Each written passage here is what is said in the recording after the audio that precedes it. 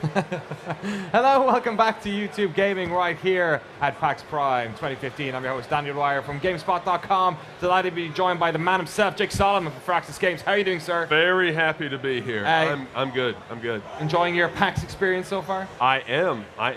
Yeah, I took a plane ride yesterday and it like busted my eardrums. Great. Besides that, I love PAX. Haven't popped yet? Yeah, no, not All right. yet. Maybe it'll happen during this next 20 minutes. We're going to talk about XCOM 2. All right, so if I start screaming and rolling on the ground, yeah, it's probably what's good. It's good internet video. Yes, works out. Yeah, it is. Hit that add button. Helps everybody. Yeah, helps everybody.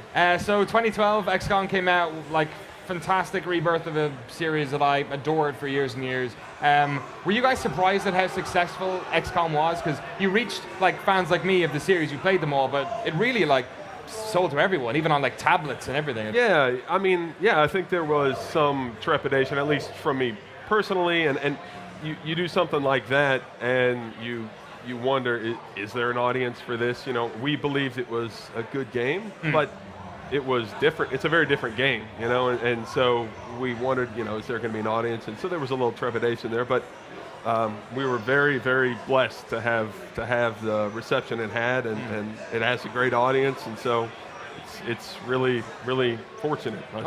And we've got a bunch of footage from XCOM 2, which we're going to enjoy at the moment. So a little bit of news this morning as well. You guys have pushed it back to February 2016, right? Yes, February 5th, yeah. Yeah, and it's, you know, we've played through the game a bunch of times, and so now we're just sort of putting just a little extra love on it to make it just as good a game it can be. So the setup for XCOM 2 is that you didn't do so well in XCOM 1, right? That's right. That's right. So the idea is that, you know, the sort of story behind it is that XCOM did not win in the first game. And so the way I say this, and maybe this just helps me, is that every time you start up a new game of XCOM, it's kind of like you're spinning off an alternate universe. And we are taking over the story from the universes where maybe players lost. And in a game like XCOM, that happened a fair amount of times. So if you won XCOM, then XCOM 2 never happened in your universe. But in this universe, then we're giving you a chance to go back and sort of help. And now all the aliens are underwater. Oh, yes. That's how secrets go, right? That's the secret announcement. Yeah. No, this isn't Terror from the Deep 2. This no, not yet. But you are basically sort of, you're forced underground in a manner of speaking. Right. You're sort of on the back foot now, right? Yeah, I mean, we wanted to kind of flip everything. So the idea is that instead of the aliens striking quickly and then fading away, now that's XCOM's job. Earth belongs to the aliens. And so you're kind of invading Earth, you know, from the perspective of this resistance movement. And so we've kind of flipped everything around. So you attack quickly and then try to fade away, and the aliens are kind of hunting you. So how does that work then in terms of like mission setup and stuff? Because instead of like going to like flashpoints where the aliens are, like, you know, the idea of taking down an interceptor, you know, or intercepting its right. Yeah, so there are some missions of opportunity, you know, so you may have a couple missions of opportunity where you could receive different rewards, and then there are sometimes the aliens may strike back, and then you're forced to take a mission, and then the aliens have, you know, they are actually building up strength around the world as well, and so you'll see these alien bases around the world, and you can even target those to take them out, and you'll have to, because in XCOM 2, the aliens are actually playing the game, and so they have a victory condition for themselves. Oh, wow. So you have a victory condition, the aliens have a victory condition, and so they have a lot of like short-term strategies and long-term strategies, and so now you kind of have to balance, I want to do this, so this helps me, but at the same time, I've got to strike the aliens at these different locations to sort of pull them back. Excellent. One of the sort of main, I guess, tenets of the series in terms of like getting your funding and stuff was obviously placating the various aspects of the globe. Is that still an integral part of it? It's different now because, again, sort of like flipping everything, you start with, in XCOM 2, you start with almost nothing.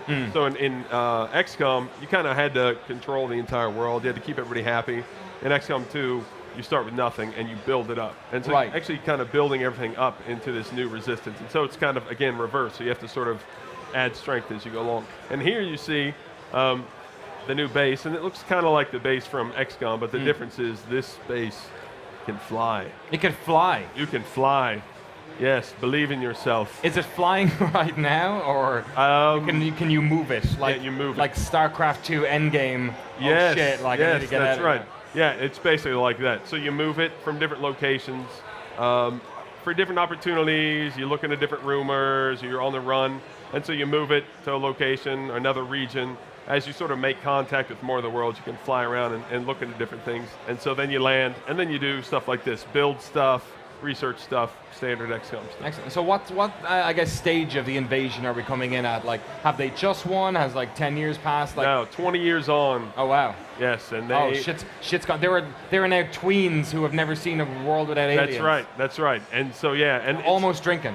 Yeah, almost. Yeah, almost. Well, actually, maybe in the alien future, you can drink at 15. Maybe. I don't know. Maybe alien life isn't so bad after all. I haven't dug that deep into the canon, actually. But, yeah, so the idea is that the aliens have reformed Earth, and they have these beautiful cities that they've sort of built over our old cities.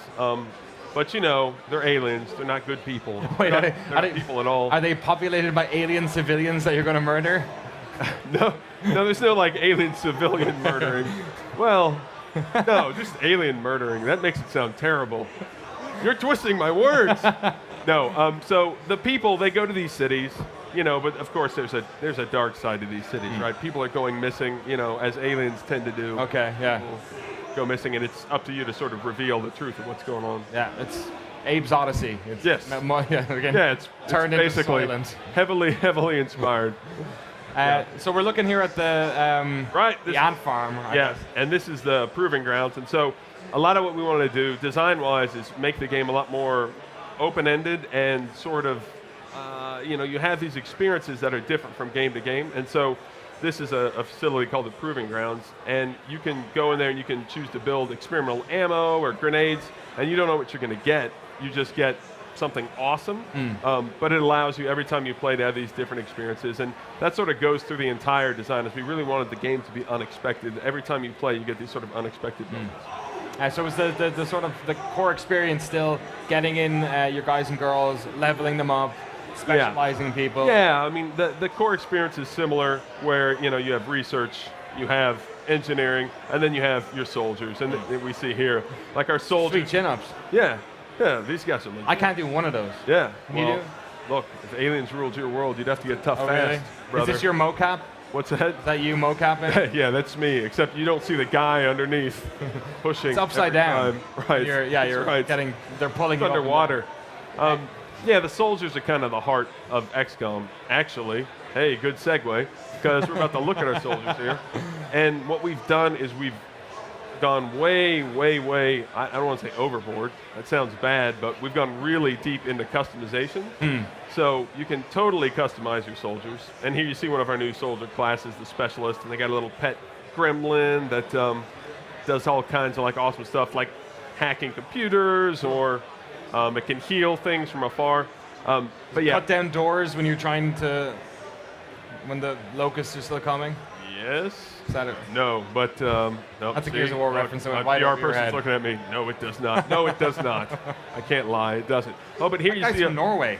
Yes. Look, Brick. He looks Paul like Odinson. His name's Odinson, for God's sake. But yeah, we've changed. You can see. You can put tattoos on your soldiers. Cool. You can put new camo patterns. You know, you see he's got scars. Oh man. So you can apply scars. Is that an alien? Yeah. Just like a obvious. That's not a shaving accident.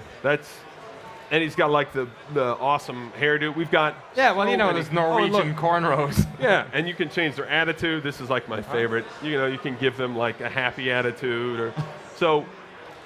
We even have like a monocle. We've gone way overboard with customizing. So like all your soldiers you can go crazy with, and you can see customize your weapons as well. Wow. So we have all these weapon slots that you can put all this different loot that you pick up off the battlefield. And you can even rename your weapons, give them their own colors, patterns, all that stuff. Well, what was the sort of main request that you guys were hearing from your community when you're looking into a second game? Was it this sort of stuff? This came out of everybody's love of their soldiers. And so a lot of times when we'd interact with people, they would tweet us pictures of like, oh, this is my soldier, and she did this, and this is her story. And so we wanted to give people more props to tell their story, because XCOM has a story, and it's a deep story. It's got all this cinematic, really polished. But the idea is that the player story is the important one. And so we wanted to push that. And then the other side of it, too, is that to make the game even more replayable, like we're really big into kind of like time played for dollar value. Right. That's a very boring way to put it. Yeah. It sounds like selling you accounting Selling me something software. right now? Yes. but that's what we believe in at Frax, is like we want people, if they're going to spend money, we want it to be equate with hundreds of hours of gameplay. So we wanted to make the game more replayable. And to do that, we made the game more unpredictable, more open-ended on the strategy layer. Yeah, and customizing those people, like that was ended up being such a massive impetus to keep playing as well, because you're like, you name it after your buddies and your friends in school or your friends at work. That's right, and you watch them all die horribly. Yeah, probably. it's wonderful. Before I let you go, what are any changes to like the way combat works? We will walk around, or different rooms, different types of engineering rooms and whatnot? How much time do you have?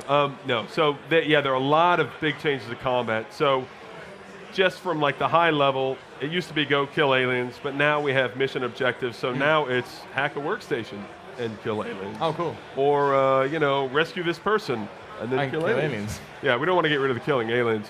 You can't just kill all of them. No. Don't even worry about. We'll just. Right. Also do this thing and kill the aliens. And then we have loot, and so now certain aliens drop loot that you can pick up off the battlefield.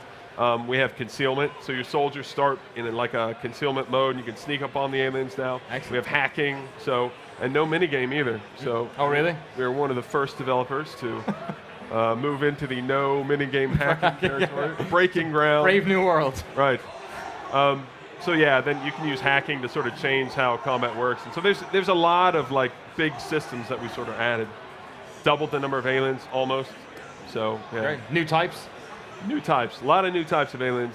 Gave them a lot of new abilities because we want them to have a lot of personality. So yeah, we've got aliens, and then we've got their little minions called the Advent, which are kind of... They're not little yellow fellas that look like hydrants, are they?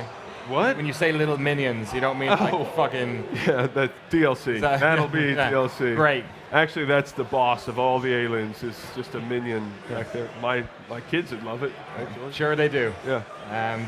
Okay, I don't want to talk about minions anymore, but Jake Solomon, it's been a pleasure having you here. XCOM 2, it's out February 5th. February 5th. 2016. Yes. What platforms will it be out in that?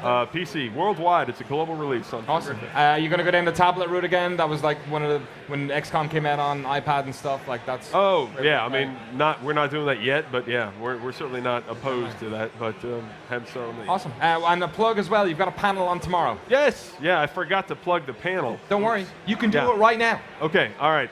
Tomorrow at 2 o'clock in the Sasquatch. All right, good theater. Go to the Sasquatch. Yeah. We'll be giving a panel where us and the Beyond Earth team, we're showing all kinds of new stuff. So we're showing new characters, all kinds of new awesome stuff that we haven't shown before. So it'll be a good panel. People should show up. All right, 2 o'clock tomorrow in the Sasquatch Theater. Yes. Perfect. Jake Solomon for Access Games, thank you so much for coming on. Thank you. Appreciate your time. Enjoy the rest of your PAXing. I will. And thanks to you guys for watching the show today. We've still got a bunch more cool stuff coming on. Randy Pitchford is on pretty soon. Jordan, Mr. Captain Sparkle is going to be on soon as well. But yeah, we're going to stick it here. We're going to be live for the next couple of hours right here on YouTube Gaming at PAX Prime. Stay there.